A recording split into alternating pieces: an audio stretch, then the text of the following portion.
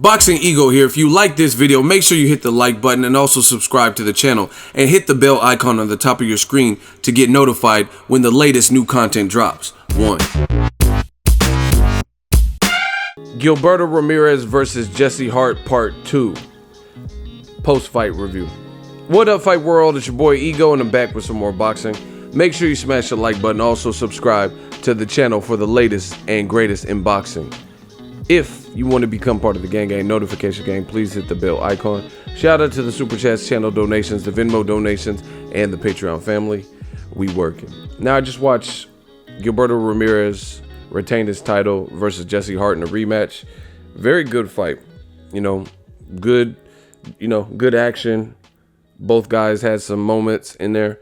And I thought it was a good fight. I want to give my post-fight breakdowns and basically what I seen. Make sure you guys smash the like button. If you'd like to become a channel member, hit the join button. Now, Gilberto Ramirez, he was able to retain his title at super middleweight. And the scorecards for that particular fight, one judge had it even, 114 to 114. And two judges had it 115 to 113 in favor of Gilberto Ramirez, which is a majority decision. Good fight. I didn't actually score it on paper, but I've been doing this for a while, so I could score it in my head pretty good. I thought it was pretty close. It wasn't like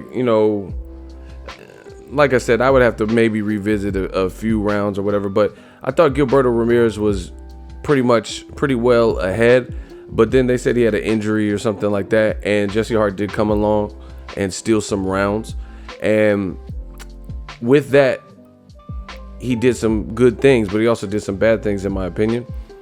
And going into the 12th with his late rally, it was imperative. Like, for him to win, he pretty much needed the 12th round.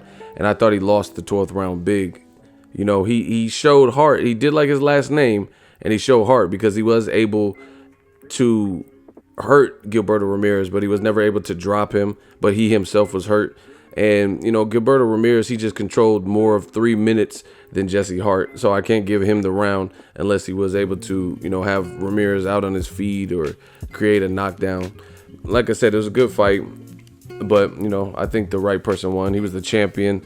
And just what he was doing. See, this is let's talk about, I'll give you guys the good, the bad, and the ugly. The good for Jesse Hart is, like I said, like his last name, he shows heart. He was game. He didn't get knocked down this fight like he did in the first fight. He did get hurt and buckled a few times. But the bad for me, for what I seen from Jesse Hart, was he didn't really have a game plan to me. Like, it was just, his game plan was all over the place. He would do certain things that absolutely weren't working, and he would try it for several rounds. Like, he kept circling to his right, knowing that, looking at Gilberto Ramirez, I've been next to the dude. He's tall. He's a tall dude. He's like 6'2.5", but he's a southpaw. And, you can see next to him, like next to each other, that Gilberto Ramirez is the bigger guy. In fact, Gilberto Ramirez said post-fight, he's moving up to 175 unless he can get a big fight, like presuming like a fight with like a Canelo or something to make him stay at 168. So he'll probably move up to 175. It sounded like he said he wants to fight Alexander Vodstick at 175, but ESPN didn't do a good job translating everything he was saying.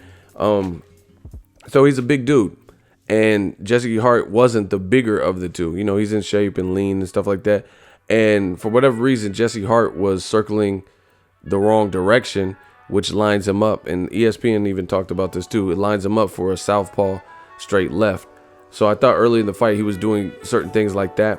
Also, in the first 2 rounds or so, 2-3 rounds, he just looked so antsy, and like he had like almost nervous energy. He looked like kind of jittery, like where he was just like, I gave him round 1 too, but he just looked like he was trying so hard to prove to the world that he could beat in the rematch, that it didn't come across as like fluid. It's like he was like almost loading up and like like it was a movie scene or something, like Hollywood Heart, I guess.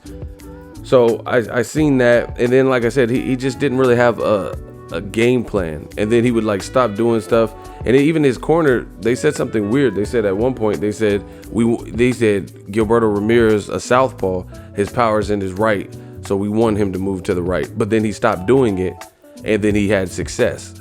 Jesse Hart started circling to the left, and then that's where he started producing something. So, I don't know why his team said that, or what they seen, or, what he said about the left versus the right, but it looked like he had more success doing what you conventionally would do with the southpaw. Stay away from the left hand as much as you can, right?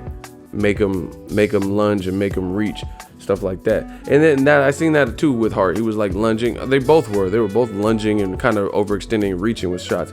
But the thing is, Gilberto Ramirez, his arms look long as fuck. So it didn't, like, sometimes he would still connect, even though he was like if he would have been in there with like a real surgical counterpuncher, he could have been made to pay. But I just, that's just what I seen with the Jesse Hart. No foul, no shame. I gave him round 1. In the middle, I gave him another round, and then like round 8, I think he did good. But then the round after that, he won round 8 or 9. And then after that, Ramirez came back, and then they announced somewhere in between there that he had a bad arm.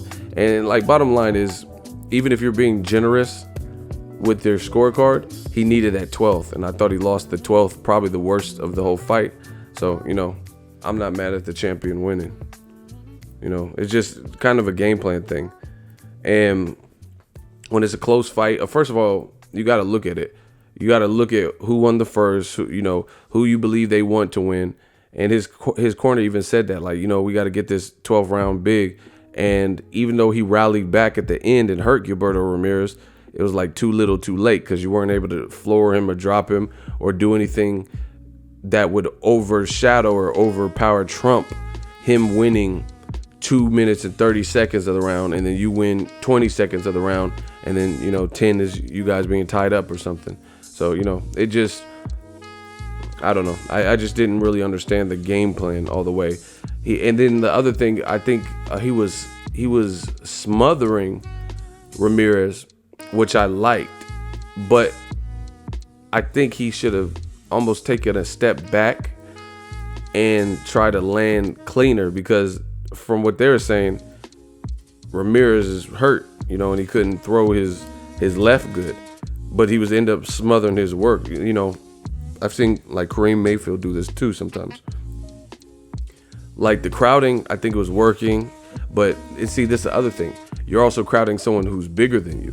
So you're not going to necessarily, like if Klitschko is crowding Alexander Povetkin and clinching and the whole, that will definitely weigh down. Or when you watch Tyson Fury versus Steve Cunningham, because Tyson Fury's 6'10", Steve Cunningham is a former cruiserweight, so that's gonna wear down more. But Gilberto Zurdo Ramirez looked like the bigger person, so like crowding and like as long as he's in good shape, you're not gonna be able to zap all of his energy. But what he ended up doing was smothering himself and smothering his shots. But he could have probably capitalized and had some more stinging shots if he were able to get the full extension on him.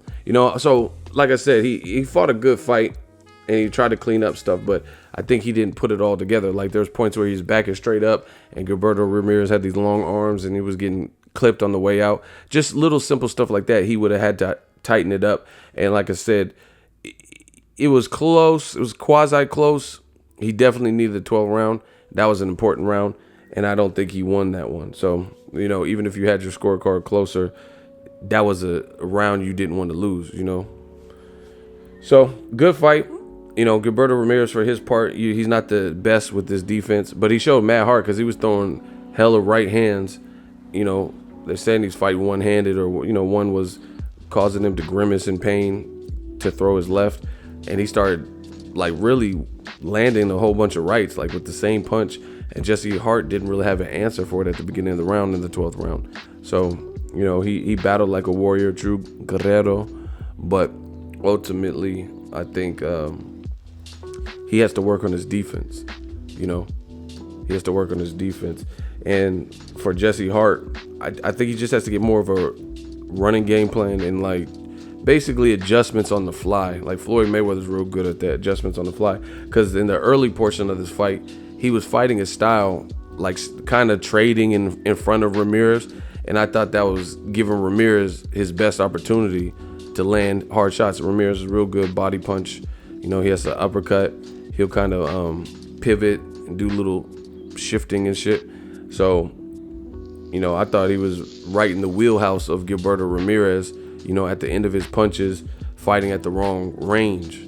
So if he would have switched that up, then he probably would have even more success. But good fight, somewhat close. You know, a lot of people have it close. I didn't actually score it, so I'm just going off of my head. But, you know, I think the right person won. Good fight on ESPN. The commentary was horrible. You know, like, they're making it sound like, I don't know. You just watch it. I don't even feel like talking about it. But the ESPN commentary wasn't good to me by and large, like just what they were saying.